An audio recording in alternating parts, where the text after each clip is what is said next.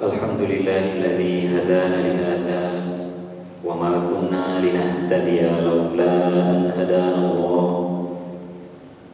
لقد جاءت رسل ربنا بالحق ونودوا أن تلكم الجنة أورثتموها بما كنتم تعملون أشهد أن لا إله إلا الله وحده لا شريك له وأشهد أن محمدًا عبده ورسوله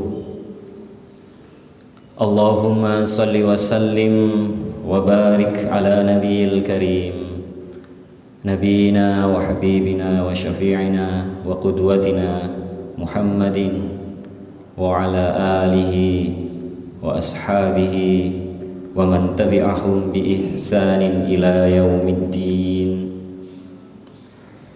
فيا أيها الحاضرون أوصيكم ونفسي بتقوى الله عز وجل كما قال تعالى أعوذ بالله من الشيطان الرجيم بسم الله الرحمن الرحيم يا أيها الناس اتقوا ربكم الذي خلقكم من نفس واحدة وخلق منها زوجها وبث منهما رجالا كثيرا ونساء واتقوا الله الذي تساءلون به والأرحام إن الله كان عليكم رقيبا. Amma ba'd.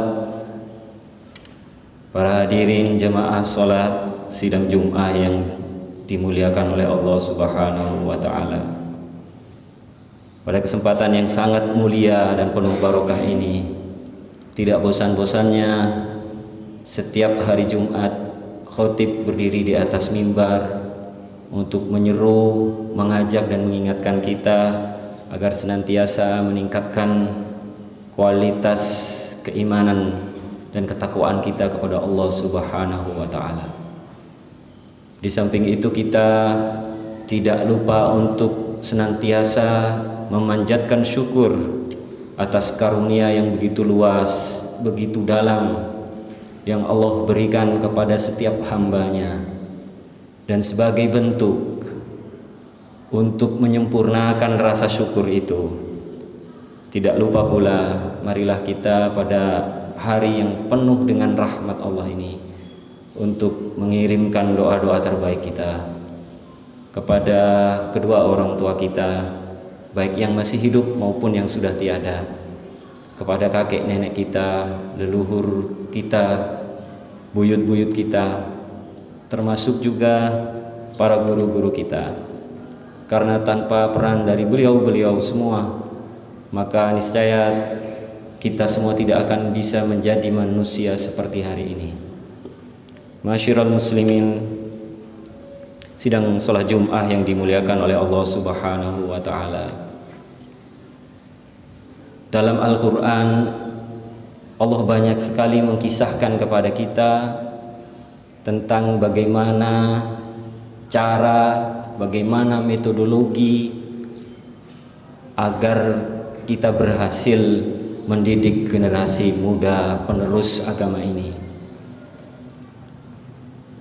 Di antara sekian banyak ayat itu, ada yang Allah berupakan kisah, yang dimana kisah ini sejatinya para hadirin merupakan teguran yang sangat keras. Namun karena bahasa Al-Quran itu bahasa yang begitu indah, maka teguran yang keras itu hampir tidak terasa oleh kita karena dikemas dalam bahasa kisah. Salah satu yang Allah firmankan, dan ini penting sekali untuk kita ambil ibrohnya, yaitu ada di dalam Quran surah Al-Kahfi ayat ke-82. Di sana Allah Subhanahu wa taala berfirman, a'udzubillahi minasyaitonir rajim. Wa ammal jidaru fakana li ghulamaini yatimaini fil Madinah. Dan adapun dinding rumah yang hampir roboh itu adalah milik dua anak yatim di kota atau di desa itu. Wa kana tahtahu kanzul lahuma. dan di bawah dinding rumah yang hampir roboh itu terdapat harta karun perbendaharaan milik keduanya. Wa kana abuhuma sholiha, dan ayah dari dua anak yatim ini termasuk orang yang soleh. Masyiral muslimin rahimakumullah, sepenggal ayat yang kami bacakan ini sangat layak sekali kita renungkan, terlebih pada hari ini tantangan kita menghadapi generasi muda, generasi Gen Z, Gen Alpha, Gen Beta yang begitu sulit untuk kita temukan pola pendidikannya. Rasanya hampir tidak mungkin seorang orang tua mengawasi anaknya 24 jam.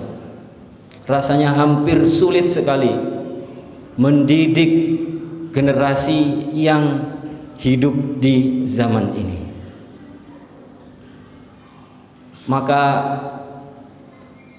sudah tidak lagi berlaku barangkali, masyiral muslimin rahimakumullah, kalau pendidikan itu hanya dipasrahkan kepada ibu saja, hanya dipasrahkan kepada guru-guru di sekolah saja. Akan tetapi ayat ini secara jelas menyebutkan kata ayah, dan peran ayah inilah yang hari ini akan kita ulas secara mendalam. Masyiral muslimin rahimakumullah, dalam sebuah riwayat yang disebut oleh beberapa ulama dalam penjelasan ayat tersebut, nama dua anak yatim ini adalah Sorim dan Asom, sedangkan ayah mereka bernama Kasih. Dan Al-Quran menyebutkan ayah yang bernama Kasih ini dengan sebutan wa kana abuhuma sholiha. Titel atau gelar soleh ini Al-Quran langsung yang menyematkan kepada ayah dari kedua anak yatim tersebut, karena memang benar-benar soleh luar biasa. Kemudian di ayat ini disebutkan bahwa kedua anak yatim ini hidup di sebuah tempat, yang tempat itu dihuni oleh penduduk-penduduk yang kikir, yang tidak mau memberikan atau menginfakkan hartanya sedikit pun kepada orang-orang yang membutuhkan. Dan kisah ini termasuk salah satu dari 3 kisah yang Allah sebutkan di surah yang sama, dan ini adalah menggambarkan peristiwa di mana Nabi Musa alaihissalam diberi anugerah oleh Allah seorang guru yang bernama Nabi Khidir. Nabi Musa alaihissalam bertanya kepada Nabi Khidir ketika baru saja selesai memperbaiki dinding rumah yang hampir roboh itu. Nabi Musa menanyakan, kenapa wahai Nabi Khidir, engkau tidak mengambil sepeser pun upah dari kerja kita membangun dinding ini? Dan pertanyaan ini termasuk pertanyaan pamali kalau dalam bahasa hari ini, karena Nabi Khidir melarang Nabi Musa alaihissalam untuk menanyakan setiap perbuatan yang dikerjakan.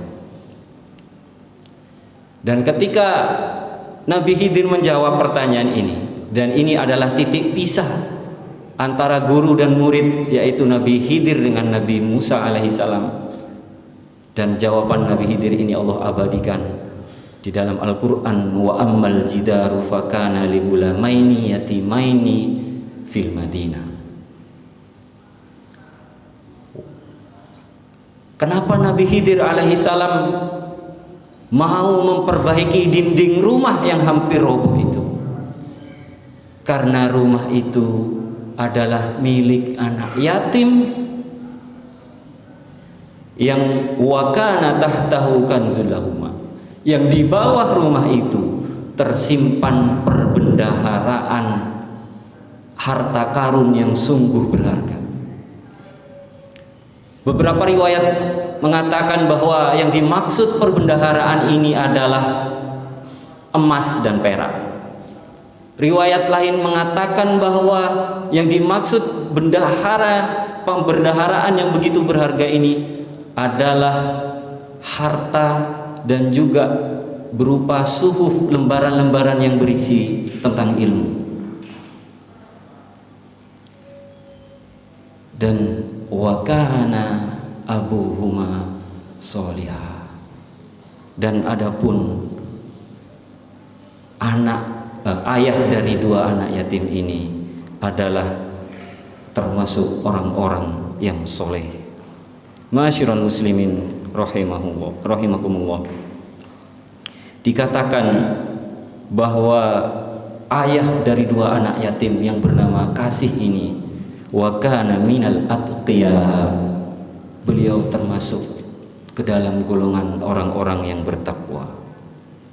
Dan Ibnu Abbas mengomentari ayat ini, hufidho bisolihi abawaihima, dan terjaga dengan kesolehan seorang ayah kedua anak yatim itu, baik dirinya, harta peninggalannya, dan semuanya dipelihara oleh Allah Subhanahu wa ta'ala. Dalam riwayat lain disebutkan, ma'asyiral muslimin, kana bainahuma wa bainal abis solihi sab'atu abain, adalah antara kedua anak yatim ini dengan ayah yang soleh ini jaraknya 7 generasi.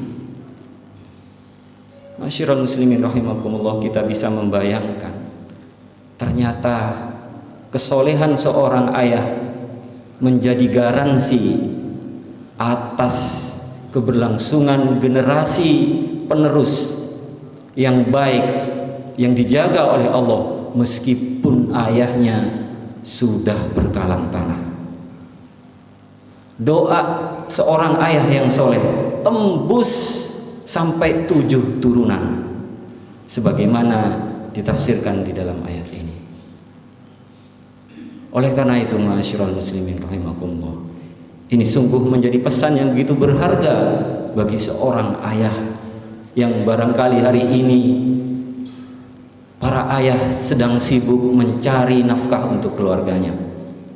Barangkali hari ini seorang ayah tengah sibuk mempersiapkan masa depan buah hatinya. Ayat ini mengingatkan kepada kita semua, ma'asyiral muslimin, bahwa doa ayah kepada generasi muda itu tidak akan pernah kadaluarsa, tidak akan pernah expired, karena akan tetap terjaga dengan kesolehan itu generasi-generasi berikutnya. Ma'asyiral muslimin rahimakumullah, sebagai penutup dari khutbah Jumat ini, kami menyampaikan beberapa kalimat dari yang pertama Muhammad bin Munkadir. Beliau adalah seorang tabi'in yang wafat tahun sekitar 126 Hijriah. Beliau mengatakan, innallaha yahfadhu bisolihil abdi waladahu wa walada waladi. Sungguh Allah akan senantiasa menjaga dengan perantara kesolehan seorang hamba, waladahu, anaknya, wa walada waladi, dan anak dari anak-anak keturunannya, cucu-cucunya, bahkan sampai 7 turunan. Bahkan ma'asyiral muslimin rahimakumullah, gara-gara kesolehan seorang hamba, suatu penduduk negeri bisa terjaga dari siksa dan azab Allah karena doanya yang sungguh mengguncang arsy. Kalimat yang kedua kami sampaikan dari Sa'id bin Musayyib. Beliau termasuk tabi'in ahlul hadis dan termasuk salah seorang dari 7 fuqaha yang paling berpengaruh di Madinah kala itu. Beliau mengatakan, inni la usalli fadhkuru waladi fa'azidu fi solati. Sesungguhnya aku benar-benar mendirikan solat, dan aku ketika itu teringat akan anakku. Maka setelah menyelesaikan solatnya, fa'azidu fi solati, beliau menambah lagi solat tersebut. Masyiral muslimin rahimakumullah, kalau pendapat ini kita baca hari ini, mungkin orang akan bertanya-tanya, apakah yang dilakukan oleh oleh Sa'id bin Musayyib itu bukan sesuatu yang bid'ah? Apakah bid'ah atau tidak yang dilakukan? Perlu diingat masyiral muslimin, beliau adalah fuqaha, ulama fikih, paham tentang agama, dan juga ahlul hadis yang paling berpengaruh di Madinah saat itu. Masyiral muslimin rahimakumullah, barangkali hari ini kita harus mengakui kelemahan dan kekurangan kita terhadap kewajiban kita mendidik para generasi muda ini. Tidak sanggup rasanya kalau kita harus menanggung 24 jam mengawasi, mendampingi mereka selama itu. Maka kita gunakan kesolehan kita masyiral muslimin sebagai garansi masa depan mereka. Jangan hanya mengandalkan tabungan yang ada di dalam saldo kita, jangan hanya mengandalkan gelar-gelar akademik yang telah kita sematkan, yang telah kita biayai untuk anak cucu kita. Akan tetapi kesolehan kita pribadi perlu menjadi garansi terhadap generasi yang akan datang. Barakallahu li wa lakum fil Qur'anil azim, wa nafa'ani wa iyyakum bima fihi minal ayati wa dzikril hakim. Fataqabbal minni wa minkum tilawatahu innahu huwal ghafurur rahim.